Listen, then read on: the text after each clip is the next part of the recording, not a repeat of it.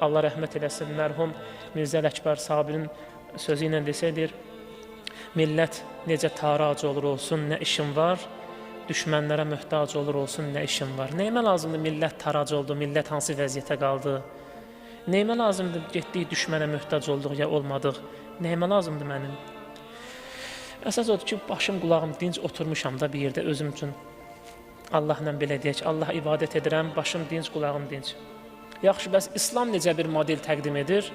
İslam hansı yolun doğru olduğunu deyir, maddi yolun, yoxsa mənəvi yolun? İslam dini bir kəlmə ilə cavab verir. Deyir ki, əqimus sələtə və atuz zəkah. İslam dini deyir ki, doğru yol maddi ilə mənəviyyatın həm ahəng olduğu yoldur. Maddiyyatla mənəviyyat bir-birinə zidd deyil. İslam dini deyir ki, bunlar bir-birinə zidd deyil. Əksinə, maddiyyatla mənəviyyat bir-birini tamamlayır. Çünki sənin fitrətində maddiyyata meyillilik var. Sənin maddi istəklərin var. Sən onu boğa bilmərsən.